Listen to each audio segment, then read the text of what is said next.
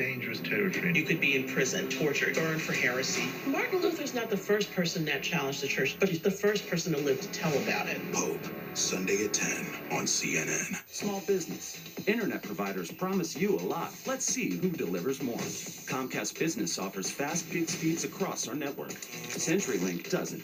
We offer more complete reliability with up to 8 hours of 4G wireless network backup. CenturyLink, no way. We offer 35 voice features and solutions that grow with your business. CenturyLink, not so much. Get internet on our gig speed network and at voice and TV for $34.90 more per month. Call 1-800-501-6000.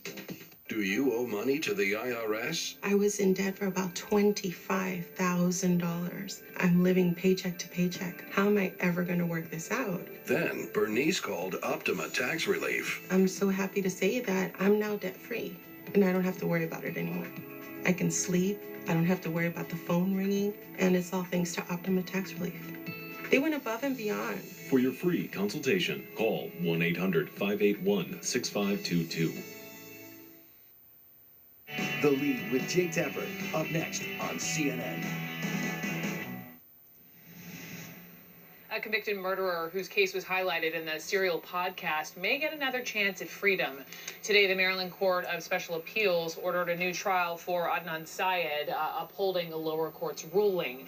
In 2016, a Baltimore judge vacated Syed's conviction ruling that his former lawyer botched the trial by failing to cross-examine an expert witness. Syed is serving a life sentence for the 1999 killing of his ex-girlfriend. I'm Brooke Baldwin here in New York. Thanks for being with me. Let's go to Washington. Jim Sciutto in for Jake Tapper. The Lead starts right now.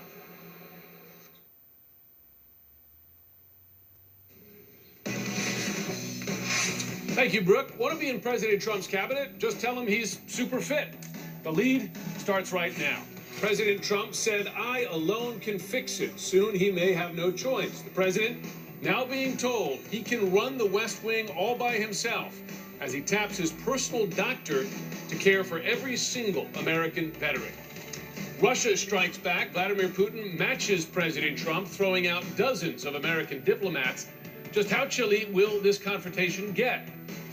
Plus, breaking news in the Stormy Daniels scandal, a judge, for now at least, denying the motion to get the president under oath, as Michael Cohen's attorney makes a claim that could change everything.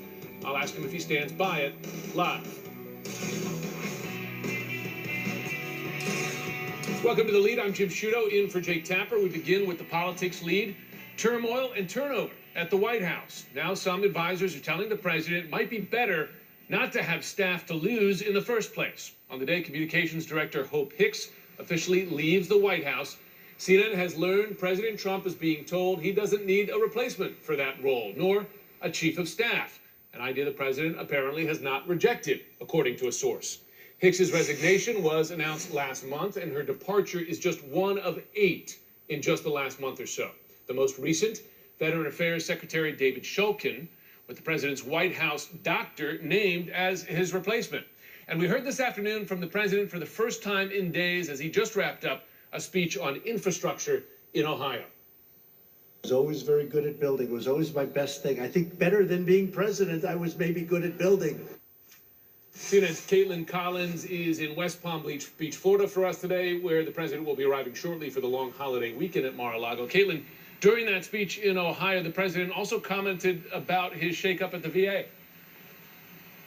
He did, Jim. It was the first time that we've heard from the president on the ousting of David Shulkin since he announced he was replacing him yesterday on Twitter. And the president said he made a change at Veterans Affairs because he wants to speed up the way that veterans are taken care of. And fixing the VA was certainly a campaign promise that the president ran on. But his next choice to run the VA is certainly raising a few eyebrows.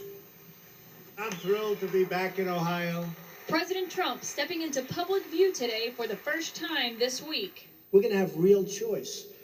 That's why I made some changes, because I wasn't happy with the speed with which our veterans were taken care of.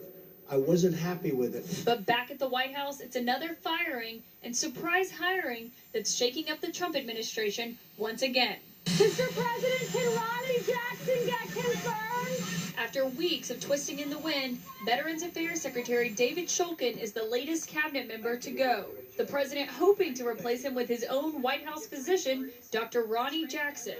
Unlike others who have been fired in recent weeks, including the Secretary of State and the National Security Advisor, Shulkin isn't going quietly. He was at odds with some over the privatization of the VA and had been engulfed in scandal over using taxpayer dollars on a European trip with his wife. There was nothing improper about this trip. I think that this was really just being used in a political context to try to make sure that I wasn't as effective as a leader moving forward. Writing an op-ed in the New York Times today saying, "As I prepare to leave government, I am struck by a thought. It should not be this hard to serve your country." Trump nominating Dr. Jackson, who served in Iraq and has worked as the top White House doctor since 2013, tapped by President Obama. But Jackson won Mr. Trump over after telling reporters the 71-year-old president was in, quote, excellent health. Some people have, just great genes. I told the president that if he had a healthier diet over the last 20 years, he might live to be 200 years old. I don't know. CNN has learned that even some of the president's closest allies didn't take him seriously when he suggested picking the presidential physician with no management experience as the new head of the second largest agency in the federal government, one that has suffered from chronic mismanagement. This is an organization that's over half the size of the United States Army, and unless it's going to be tough, nothing's going to change. Shulkin's firing is the latest in a string of high-profile cabinet departures in recent weeks. 1/4 of the president's original cabinet has left the job or changed roles within the administration. Another high-profile departure, Hope Hicks, one of the president's top aides and closest confidants, is officially leaving the West Wing after announcing she was throwing in the towel last month. The president bidding her goodbye today as questions swirl about how he'll handle her departure.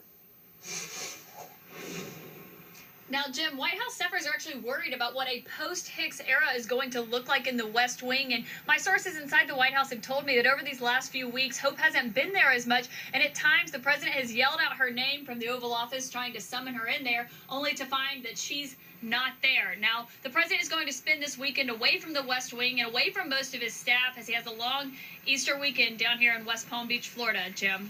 Caitlin Collins, thanks very much. My political panel here now to discuss this with me. So, a White House without a communications director or chief of staff, would that work? Well, so the last time this got tried was when Jimmy Carter first took office. I actually interviewed Jimmy Carter this week and asked him if he thought the system would work, and he said no. He decided he moved to a more traditional system with a more powerful chief of staff, because there is a lot to do when you're president, and you need somebody who's like coordinating it all for you. I mean, is it possible, though, that in a Trump administration where he clearly makes the decisions himself, sometimes without consulting his senior-most staff, that maybe if it's not entirely workable, maybe it's just a reality? Yeah, I was going to say, I think that his staff really should make the